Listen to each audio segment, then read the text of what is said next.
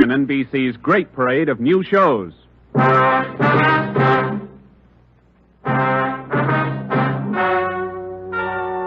Ladies and gentlemen, the story you are about to hear is true. Only the names have been changed to protect the innocent. NBC brings you Dragnet.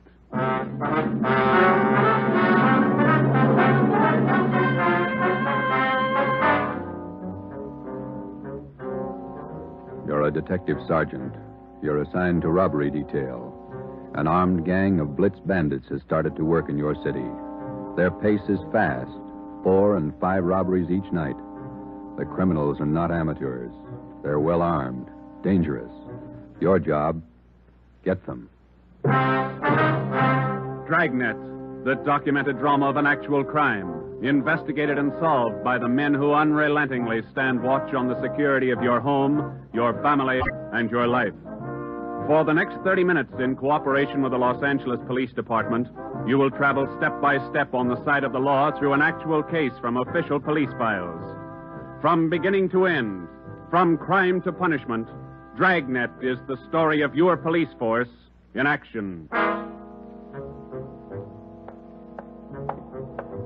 It was Thursday, October 23rd. It was windy in Los Angeles. We were working a day watch out of robbery.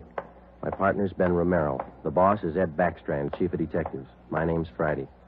I was on my way back from the statistician's office, and it was 11:42 a.m. when I got to room 27A. Robbery detail. How'd it work out, Joe? Any good prospect? Well, I don't know how good they are, but I got a handful. How many did you get? Well, let me see. 15, 18, 22.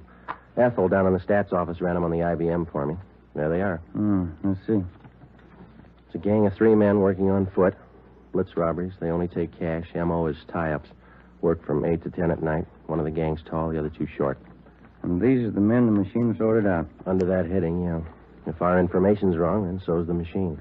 Got a good bunch of candidates here. Descriptions match up with what we got. They seem to. Check the names on that list, Ben. Some of the smartest thieves in the country. Yeah. Tommy Willis, Ray Grappa, Kemp Satelli, Manny Roberts, George Cross, Mario Koski. Reads like June graduation at San Quentin. Yeah. George Cross and Tommy Willis are in town. We know that. And Koski, he's around a couple of weeks ago. And what about the rest? It's a big field. Have to check them out, I guess. Might as well start at the beginning. Did you go through the overnight reports yet? Yeah. No restaurants, no liquor stores. That makes 5 days the gang's laid off. Well, they can afford to, can't they? 18 robberies in 24 days. That's a pretty good haul. This stop-and-go strategy of theirs, Joe, it's got me. Yeah. They work hard for a week in one area, and then they lay low. If they just keep going, we might have a better try at them. Hey, Joe. Yeah, Chandler. Fellow out here to see you, Joe. Name's Decker. Decker. Henry Decker? Didn't say. Want to see him? Yeah, send him in. Right. All right, Mr. Decker. This way. How are you, Joe? You're looking good. Oh, Hank Decker. How are you? I'm fine. Well, what are you waiting for? Applause? Come on in and shut the door. Hank, this is my partner, Ben Romero. Ben, Hank Decker. All right, Hank. How are you, Ben? Hank and I are in service together. Yeah, I just dropped in for a visit, Joe. Are you busy? No more than usual. Sit down. Thanks. I remembered you telling me you were on the PD, so I figured I'd drop around and get an inside track. How do you mean?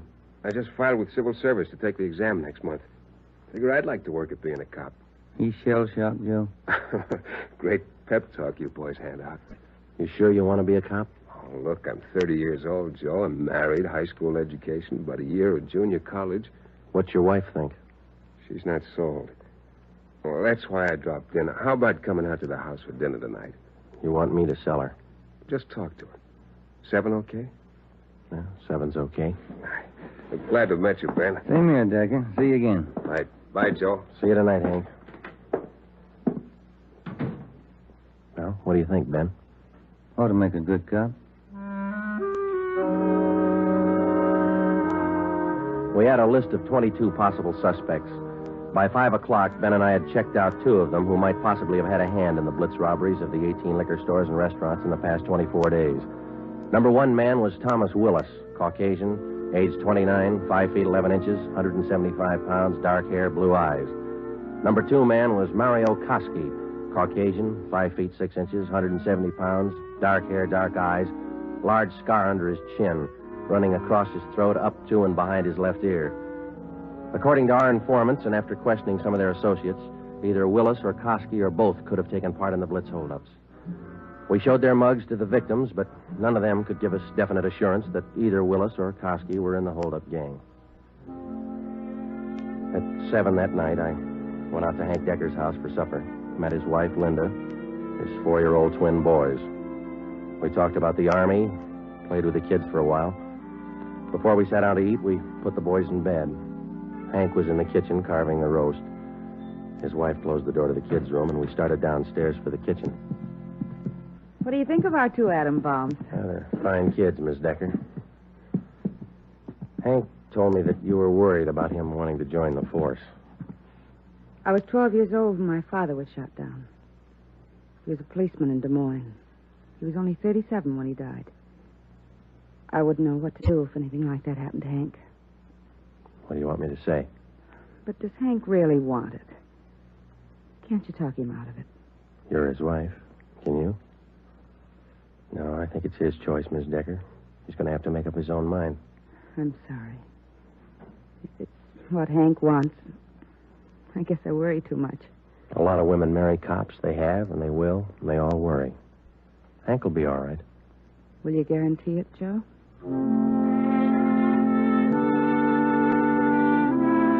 During the next month, I heard from Hank Decker only once. He was studying hard. During the same month, Ben and I were working hard, trying to find some kind of a concrete lead to break the Blitz gang. There had been no subsequent holdups which seemed to tie in directly with the gang or its operations. From the list of possible suspects which Ben and I made up, 18 names had been eliminated for one reason or another. Either they were in jail at the time of the robberies, out of the Los Angeles area, or out of the state. But 4 names remained: George Cross, Tommy Willis, Mario Koski, Julian Brock. During the latter part of the month, George Cross was booked on a minor charge, and we questioned him at that time. He showed no knowledge of the holdups. Nearly 2 months after the robberies were committed, Ben and I were still without a solution as to the whereabouts of the gang. Never known a Blitz gang like this way before, Joe. Once they get wound up, they usually go until they're caught. Yeah. Did you get out those telegram checks to the east yet? Last night before I went home. Sent out all 3. Willis, Koski, and Brock. I'd like to find just one of them. Chicago might have something. That's Koski's old hangout. Willis, too. What about Brock? He's from Kansas City, isn't he? Yeah. I got a wire, too. Might have an answer from one of them tomorrow. That's a slow job. We'll have to wait it out. Guess so. No follow-up from the victims we talked to. I'll get it. Robbery Friday. Oh, hiya, Joe. Hank Decker. Congratulate me. What for? Just passed my written exam. Got the letter this morning. How about that? That's fine. When do you take your physical? Oh, not till the end of the month. Next week I take the oral and agility tests. Then the physical. If I get by them, I'm in. Well, you're going to have a full month at the police academy after the test. There's a lot of work, Hank. Oh, it can't be any worse than these tests. It's a tough 30 days out there on the Hill. Law, court procedure, evidence, combat firing, target practice. You'll have to wade through all of them. You ever going to have anything encouraging to say? Yeah, when you graduate. I won't count on it. How's your job going? Slow. How's your wife feel now? About taking the job? Uh-huh. A little better. She said to say hello. Okay. Keep us posted, huh? I'll do that, Joe. Right. Bye. Hank passed his written test. Sure anxious. Brandy, Romero, got a minute? Yeah, Skipper. Come on, Joe. You got something, Ed? Yeah, those Blitz robberies you're handling. Not having much luck. We were. Gang's disappeared. Not a trace of them so far. They leave town? Oh, we're not sure, Ed. We don't even have a good description. We're guessing most of the way. What are your guesses? You've had a couple of months to make them. 12 of the holdup victims we talked to told us definitely that there were 3 men in the gang, 2 of them short, 1 of them tall. We've just been working from there. All 3 of them have dark complexions. Started with 22 possibilities and got it weeded down to 4. No, wait a minute, 3. Yeah. Tommy Willis, Mario Koski, Julian Brock. Willis and Koski are Eastern Hoods. Brock's from the Middle West. And where are they now? Haven't showed their faces around town. Checking some of the cities in the east. That's about all we got, Skipper. Not much for 2 months' work. Thieves can't be that smart. Right now they are. We've sounded out every lead we had, Ed. We're doing our best. Either of you ever hear of a man by the name of Al Mishikov? No, I don't think so. Chicago gunman in the old days, wasn't he, Ed? That's right. I thought he was doing time in Joliet. Paroled last year. Got a tip he was spotted on East Broadway night before last. You figure it might tie in with our job? I don't know. Find out. If I remember right, Mishikov's brother used to be pretty friendly with Mario Koski. I helped send both of them up 13 years ago. Same rap, robbery. Was that all you heard, Ed? Somebody spotted Mishikov? That's all. If you can track him down, you might get some kind of a lead. That's more than you got now. That night and for the next 2 nights following, Ben and I had dinner downtown instead of going home, and then we spent the rest of the night covering the lower end of the city in search of Al Mishikoff. We got more than a dozen leads on where to find him from some of our informants, but none of the leads paid off. We kept missing him. No one knew where he was staying. No one knew, or no one would tell us. Worst thing about this job, Joe, leg work. We must be averaging 10 miles a night. My feet say 20. Almost midnight. Here's McCarthy's place. Let's try it. Right? Let's go down to the end of the bar, Ben. Yeah. Hiya, Ben. Good to see you come in. What's new? Oh, not much, Bert. Meet my partner, Joe Friday. Hiya, Friday. What do you fellas have? Looking for a guy, Bert. His name's Al Mishikoff, Chicago. You heard anything? He was in here earlier tonight. A couple of guys with him. Are you sure? What do you look like? 6 feet, about 45, I guess. Big build. Sounds like him, all right, Joe. Is he staying in the neighborhood, Bert? Down here, I don't think so. Most of those big-timers stay uptown someplace.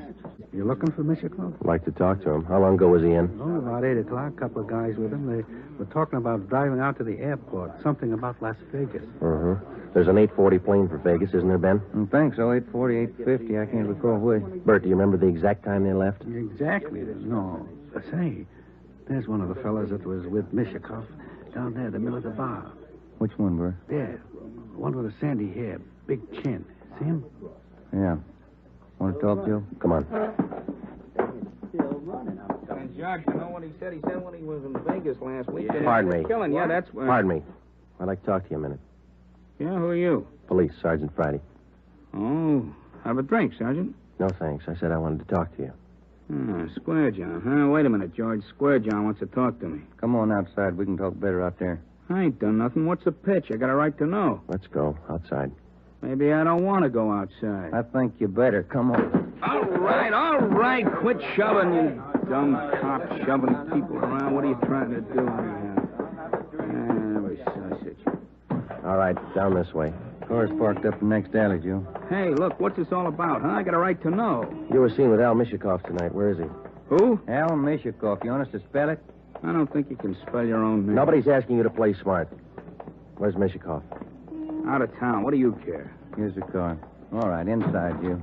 Now, look, you got me wrong. I ain't done nothing. Where's Mishikoff? You and some other guy drove to the airport with him tonight. Let's have it. I'm clear, I tell you. I just drove out with him, that's all. Where'd Mishikoff go? Vegas. Took the plane for Vegas. When? About 8:30, 8:45. What's up, anyway? Who's the guy traveling with Mishikoff? Nobody. Who's the guy traveling with Mishikoff? Koski. I just met him tonight. Mario Koski, is that the guy? Yeah, I'm leveling. I ain't done nothing. Ben, get to a phone, call the office, contact Las Vegas police. Ask them to pick up Koski and Mishikoff. When we got back to the office, we questioned the man we had picked up for almost 2 hours. His name was John Delmar, an ex-convict. He'd been paroled from Folsom Prison 2 months before after serving 3.5 years for burglary. He said Mishikoff was looking for a man to work with him and Koski. He didn't specify the work. Delmar said he refused the offer, but they parted on friendly terms. He said Koski and Mishikoff told him that they were going to Las Vegas for a few days, then return to Los Angeles. But when Ben and I checked back with the Las Vegas police the next morning, they reported that nobody answering the description of either Koski or Mishikoff was seen arriving or leaving the airport. We checked with the airlines and sent inquiries to law enforcement agencies throughout the entire area. No sign. 3 weeks went by. Still no sign. Nothing in the overnights, Joe. No, not a thing. Oh, yeah, same here. Reno, Sacramento, San Francisco. Nobody's seen him. Ain't got to come out sometime. We can wait. Yeah, we can wait. Gets on your nerves. Let's check with Backstrand. Maybe he's got a job for us in the meantime. You're getting as eager as your friend Hank Decker, Joe. Incidentally, how'd things turn out for him? He passed all his exams, putting in his month's training at the academy now. He should do all right. Hiya. Hi, Mike. Skipper busy? Not in his office. Won't be in till afternoon. What's the matter? He's got a lecture at the police academy this morning. Thanks, Mike. Come on, Ben. Ben and I drove out to the police academy near Elysian Park. We went out to check with Ed Backstrand on the Blitz robberies, not to listen to his lecture. When we walked into the classroom, he was just finishing up, so we sat in the back of the room and listened. It was a pretty good speech. Because of the alertness of the arresting officer, his talent for memorizing detail, and his knowledge of how a criminal acts under a given set of circumstances, the arrest was made. Well, that's about it, gentlemen. Thank you for your attention. Now, when I ran this speech over at home, my wife said it wasn't a very good talk, but at least it came out on time. Now it seems I'm 2 minutes short, so I guess I failed on both counts. But if I may, I'd like to use the few minutes that are left to tell you what I think of being a cop after 24 years. For one reason or other, you men have chosen the career of a police officer. Well, let me tell you right now, without any qualifications, it's a thankless job. Maybe you can't see it now. Maybe you think I'm exaggerating. But when you graduate next week and get that uniform on, your whole lives are going to change. You're going to lose friends, a lot of them. They'll want parking tickets fixed, some other favors. You'll have to turn them down, so you'll be a heel, a fathead. When you're on the beach, you're going to meet the cream of society and the scum, the lowest. Sometimes you won't be able to tell the difference. Some of you will have to work with thugs, stupid gangsters, dope addicts, cheap women, all the human garbage you can find in a big city. You'll come home at night and take a shower to wash off the dirt, but you still won't feel clean. That's the job. When you buy a box of candy and bring it home for your anniversary, the neighbors will say you chiseled it. When you save up a few dollars and buy a new car or some furniture for the house, it's graft. People are going to want favors. They'll offer you things, a free beer or a new dress for your wife. If you take it, you're a chiseler. If you don't, you're a tough cop. Well, here's a piece of advice. Take nothing from anyone, no matter how good a friend he is. Pay for everything you get and don't ask favors. Treat everybody alike, no matter what they look like or what they believe in. You don't play favorites. There are going to be times when a few men in the department get out of line. The newspapers will play it up because it makes good reading, and the average John public will love it. Because that's the only way he can pay you back for that traffic ticket you gave him. Being a good cop is a hard job, but it's a good one. Let me warn you just once more. It's one of the most thankless jobs on earth. That's all, gentlemen.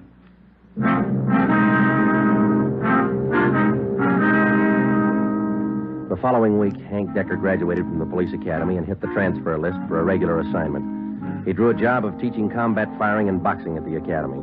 He didn't like it, so he put in a request for a transfer and waited. For the next 6 weeks, Ben and I waited, too, for some sign of the Blitz bandits. There wasn't any. The only possible suspects, Mario Koski and Al Mishikoff, had disappeared completely. We kept a close check on every possible avenue of information. Still, no sign. Ben and I were transferred to the night watch on robbery for a few weeks, and that gave Hank Decker a chance to drop in and visit with us a couple of hours when he went off duty at the academy. He was still as eager as ever. Hi, Ben. Joe, anything new? Hi, Hank. Nothing here. What about the academy? Oh, big news. What's up? Getting a transfer starting next Monday. Going to start on a beat. Thought you were all tied up with that boys' club you started out there. Oh, I was, but Hanson's going to take over when I leave. The kids sure love it. Free swimming in the pool, boxing lessons. We teach them everything. Where's your beat going to be, huh? Central, right in the downtown district. Might learn something, huh? You'll learn a lot if you want to forget most of it. Look, it's 7:15. Don't you ever go home for dinner, Hank? Oh, getting the wife used to it. This new shift's going to be night work, you know. Wait till you're on it for a year, and then you tell us how you like it. A year? I want to be in the detective bureau after a year. Well, you're not even going to last a year if you don't get home to dinner. Your wife's called twice this week already. She calls me. Okay, when did she call tonight? She hasn't yet. Oh, I guess I better head her off. Let me know if anything breaks, huh, Joe? I'd like to tag along. Okay, Hank. Well, on your way. Okay, good night. So long. Good night. Yeah. How eager can you get? Were we like that when we started? Not me. I never had that much energy at one time my whole life. Hot shot, Joe. I'll get it. At 767 East Broadway, a liquor store, 211 and slugging. At 767 East Broadway, a liquor store, 211 and... 767 East Broadway, 211, liquor store. Let's go.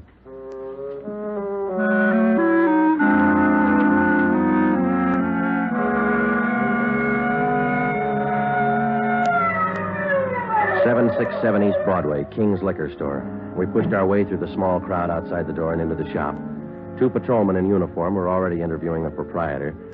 He had 2 large gashes on his head just above the right temple. He was trembling and badly shaken, but he managed to give us a good description of the hold-up men. Yeah, I can tell you what they look like. 3 of them. One short, one tall, husky, another short, fat. You remember what they were wearing? Coats. All 3, dark coats. One of the short men, he had a big scar here on the throat, like this. After the 3 men robbed the store, they slugged me and tied me up. Turner, this man's hurt. You call an ambulance? On the way, Sergeant. That's fine. We have just one more question, Mr. King. Here's a handful of pictures. We'd like you to tell us if any one of these men were in the gang that held you up tonight. Let me look. There you are. Take your time. No. No, not him. No. No. Oh, this one. Here. He took the money from the register. Would you look through the rest, please? Are there any more? Let me see again. No. No. Oh, here. Another one. The fat one with the scar. This is him. I think he's the one that slugged me. Thanks, Mr. King. Here's our card. We'll be contacting you later. Turner, will you and your partner take the crime report? We've got some checking to do. Right, Sergeant. Thanks. Come on, Ben. Yeah. Koski and Mishikov. You picked out both of them, Joe. Yeah, he certainly did, didn't he? Attention, all units. Attention, all units. Wait a minute. The southeast corner of Broadway and East 3rd, a liquor store and restaurant, 211, code 3. All units. The southeast corner of Broadway. Come on, Ben, let's roll. and East 3rd.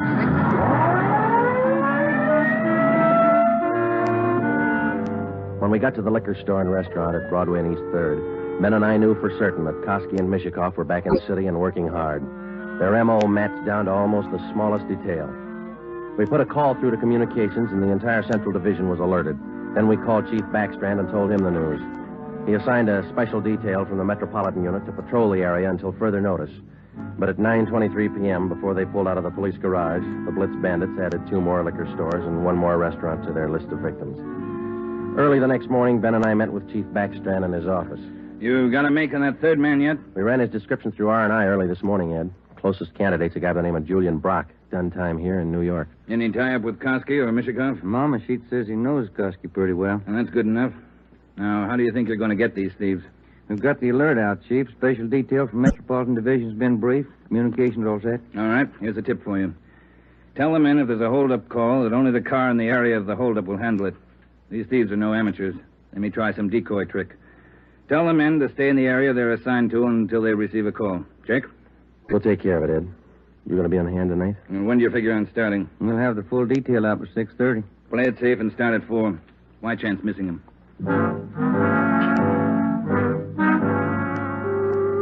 At 3:30 that afternoon, we left the police garage with a special detail from Metropolitan Division, and we started to cruise the central area.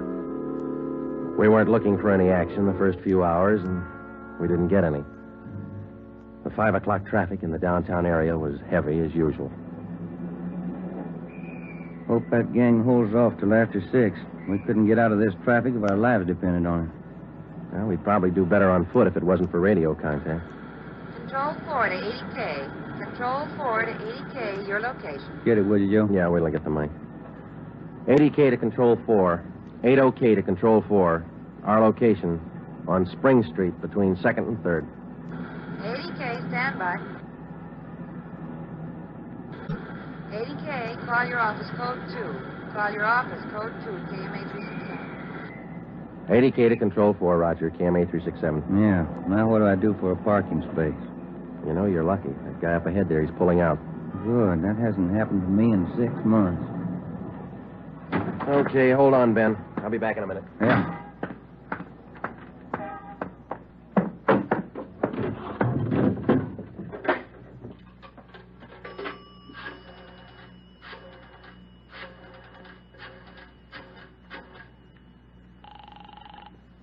City Hall. 2511. 2511. Robbery, Chandler. This Friday, Bill. You want us? Yeah, just a minute, Joe. Chief wants to talk to you. Hello, Friday. Yeah, Ed. Cruiser car just brought in a guy answering the description of Mario Koski. Yeah? Get over here right away and question the guy. If it is Koski, we can all go home early.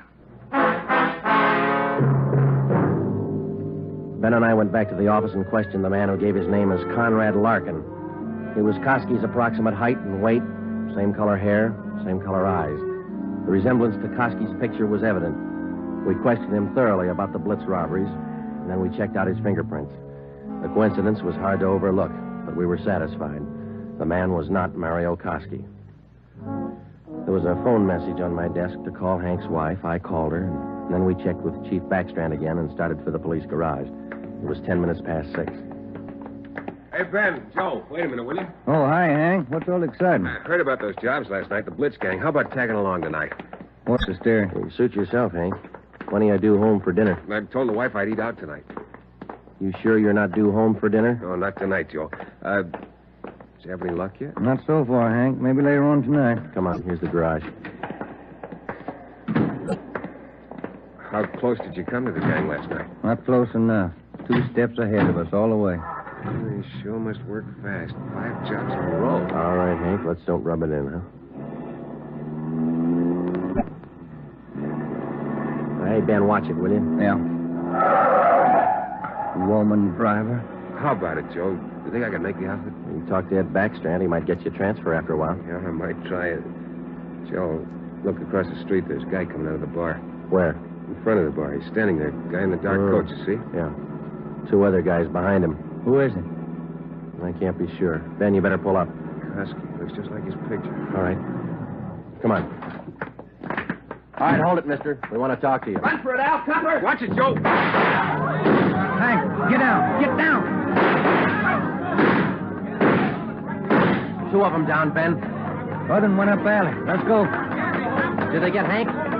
Yeah. All right, hold it right here. All right, Koski. Throw out your gun and come out with your hands up. All right, let's return the fire. Come on.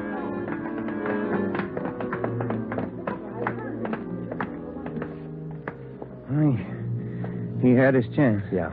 Grab his gun. Let's get back to Hank. Did you get the guns from the other 2? Yeah, they're dead. Hank got them both.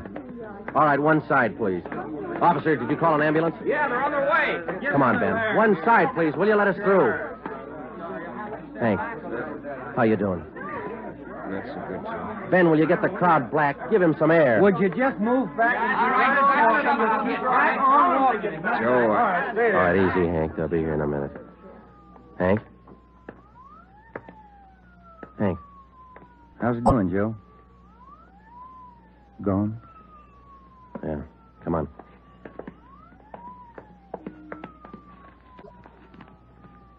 What have you got, Joe? Phone message from Hank's wife. For you? Yeah. You returned the call? Before we left the office. What was it? She wanted me to remind Hank. He was due home for dinner at 7 o'clock.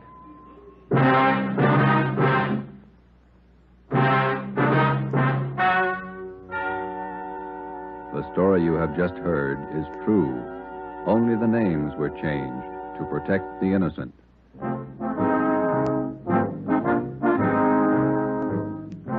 You have just heard the 12th in a new series of authentic cases from official files. Technical advice for Dragnet is furnished by the Los Angeles Police Department. Tonight's program is dedicated to Patrolman James Frank Goggin of the Cleveland Police Department, who, on the morning of January 13th, 1939, gave his life so that yours might be more secure. Dragnet came to you from Los Angeles. If you enjoyed tonight's production of Dragnet, you'll want to listen to Richard Diamond, private detective, as played by the screen's romantic tough guy, Dick Powell, heard Saturday on most of these NBC stations. This is NBC, the national broadcasting company.